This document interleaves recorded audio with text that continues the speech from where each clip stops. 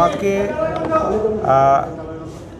Learned attorney general সাহেব যে বক্তব্য দিয়েছেন সেই প্রেক্ষাপটে আমি দুটো জবাব দিয়েছি।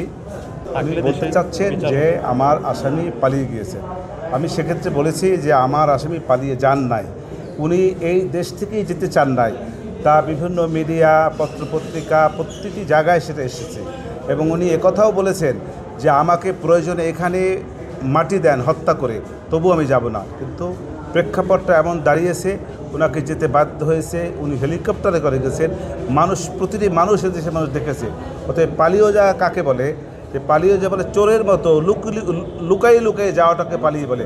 অথবা এই পালিয়ে যাওয়া বিষয়টাই আমি ডিফেন্ড করেছি। আর দ্বিতীয় কথা হলো যে একটা কথা বলা হয়েছে প্রজন্মকে শেষ করে দিতে চেয়েছে আমার আসামিরা।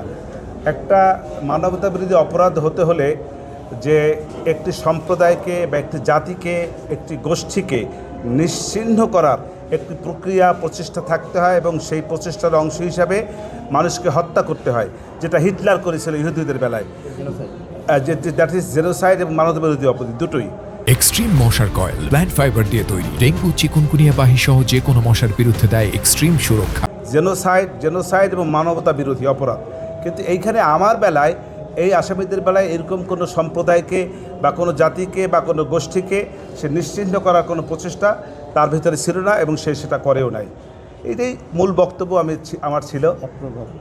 আর একটি ছিল অ্যাপ্রুভারের কথা বলেছে যে লার্নেড অ্যাটর্নি জেনারেল সাহেব বলতে চাচ্ছেন যে তাদের সাক্ষীকে সমর্থন করে যে সাক্ষী আবদুল্লাহ আল মামুন সাহেব যে সাক্ষীটা দিয়েছেন তাকে সমর্থন করে দিয়েছেন যে আমরা সব অপরাধ করেছি, সেই অপরাধের সমর্থনে উনি সাক্ষী দিয়েছেন।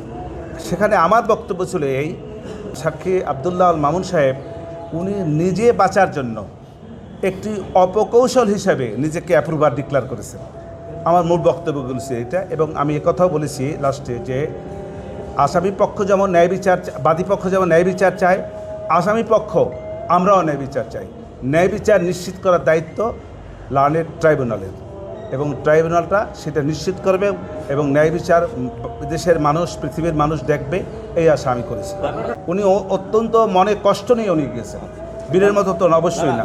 ও আরেকটা প্রশ্ন ছিল, উনি বলেছেন যে ইতিপূর্বের একটি রাজনৈতিক দলের নেতা বিদেশে ছিলেন, তখন আমার এই আসামি সাবেক প্রাইম মিনিস্টার বলেছিলেন যে প্রয়োজন আসেন, এসে বিচারের মুখোমুখি হন, এই যে কথাগুলি উনি বলেছিলেন, কিন্তু উনি আসেন নাই। আমিও সেটার পরিপ্রেক্ষিতে বলেছি যে কারণে উনি আসেন নাই এবং এখনও আসেন নাই, সেই একই কারণে শেখ হাসিনাও আসেন নাই।